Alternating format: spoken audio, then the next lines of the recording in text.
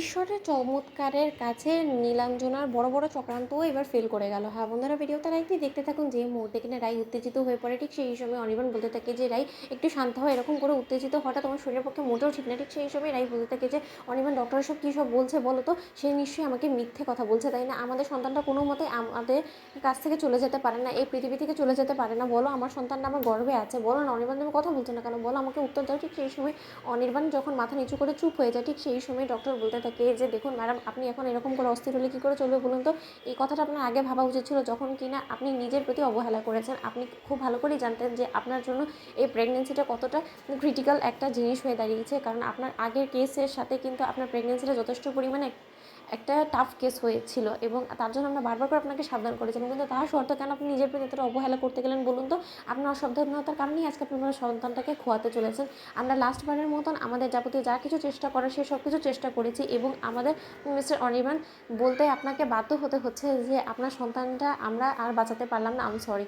ঠিক সেই সময় এই কথা বলা মাত্র অনির্বাণ বলতে থাকে যে না ডক্টর, আপনি আবার একটু চেক করে দেখুন না, দোহাই লাগে আপনার, আপনি প্লিজ একটু চেক করে দেখুন। কেন জানি না আমার মনে হচ্ছে, আমার মন বলছে যে না, আমাদের সন্তানের কোনো ক্ষতি হতে পারে না ডক্টর, প্লিজ। ঠিক সেই সময় ডক্টর বলতে থাকে যে দেখুন, আমরা আমাদের মতো করে সব ধরনের চেষ্টা করে ফেলেছি, এখন আমাদের কাছে আর কোনো রকম কোনো উপায় অবশিষ্ট নেই।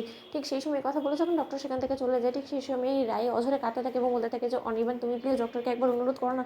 আমার গর্ভের যে সন্তানটা আছে তাকে আমি ফিল করতে পারছি, এখন আমার মনে হচ্ছে যে না, সে আমার গর্ভে আছে। তার সত্ত্বেও ডক্টর কী সব ভুলভাল বকে গেলো বলো তো, তুমি বরঞ্চ কোন হসপিটালে নিয়ে চলো। ঠিক সেই সময় অনির্বাণ বলতে থাকে যে এইসব অবাঞ্ছিত কথা বলে কারণ আর কী লাভ হবে বলো তো, যেখানে কিনা ডক্টরও কনফার্ম বলে দিয়েছে যে আমাদের সন্তানটা আর এই পৃথিবীতে নেই। তাহলে শুধু শুধু তুমি মিথ্যে সান্ত্বনা দেওয়ার জন্য এই কথাগুলো বললে তো আর মানায় না তোমার মুখে, তাই না? কারণ তুমি তো ডক্টর না। ঠিক সেই সময় রাই বলতে থাকে যে আমি ডক্টর না হতে পারি, কিন্তু আমার ঈশ্বরের উপরে যথেষ্ট পরিমাণে বিশ্বাস আছে, এবং আমার মনে হচ্ছে যে না, আমার ঈশ্বর আমার সাথে এরকম নিষ্ঠুরতা কোনোদিনও করবে না। কারণ সত্যি যদি ঈশ্বরের আমার প্রতি এতটাই নিষ্ঠুর হওয়ারই হতো, তাহলে ঈশ্বর নিশ্চয়ই কিছুদিনের জন্য হলো আমাকে এই সুখের সময়টা আমার জীবনে দিত না, তাই না? ঠিক সেই সময় নীলু ও সেই কেবিনে যাওয়া মাত্র বলতে থাকে যে রাইতি ভাই শান্ত হ, এখন তুই এরকম করে আফসোস করে কী লাভ হবে বলতো? যে সময়টা তোর সাবধান হওয়ার কথা সেই সময়টা তুই সাবধান থাকিস নি, তাহলে এখন এইসব করে চোখে জল ফেলে লাভটা কি?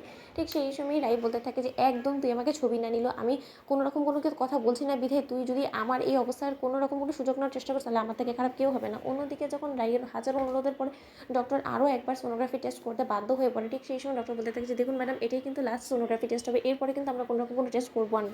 ঠিক সেই সময় যখন ডক্টর অবশেষে রাইয়ের সোনোগ্রাফি টেস্ট করে এবং সেই রিপোর্টে ডক্টর দেখতে পায় যে অবশেষে রাইয়ের সন্তানের এখনও পর্যন্ত অস্তিত্ব আছে রাইয়ের গর্ভে, ঠিক সেই সময় ডক্টর অনির্বাণকে বলতে থাকে ইটস আ মিরাকল, সত্যি ঈশ্বরের চমৎকারের কাছে আমাদের ডক্টরি এক্সপিরিয়েন্সও হার মেনে যায়। সত্যি কথা রায়পূর্ণা, আপনাকে বলতেই হবে, আপনাকে দাঁত দিতেই হবে যে আপনার সন্তান এখনও বেঁচে আছে। তো বন্ধুরা লাইক কমেন্ট শেয়ার করে সাবস্ক্রাইব করতে ভুলো না।